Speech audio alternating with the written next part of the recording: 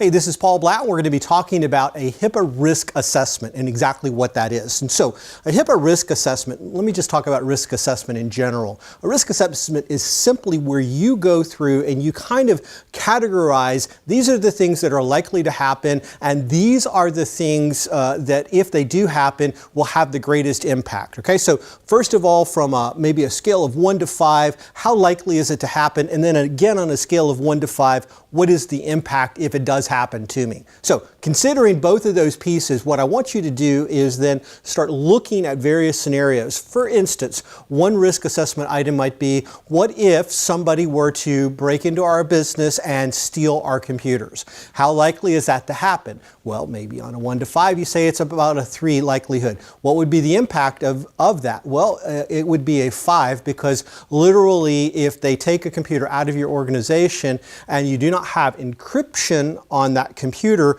then you have to report that as a breach and you will be audited and you probably will face a fine. Now, if in turn you have encryption on that computer, even if it gets stolen, because HIPAA has a rule that says that if the data is encrypted, we don't have to report, then we would actually reduce the impact of that risk down substantially. So does that make sense? First of all, we're going to say, how likely is this to happen? Now that hasn't changed. We might adjust the scale if we put in a security system or if we put in an armed guard or something like that, but let's just say that we can't afford to do that. So our likelihood has remained the same, but we adjusted the impact substantially from a 5 maybe down all the way to a 1 simply by incorporating a piece of technology called encryption. Now, when we do a risk assessment, it's very, very broad, and we talk about a lot of different things. We look at a lot of different areas, and so it's not just that single thing that I mentioned. That's just one example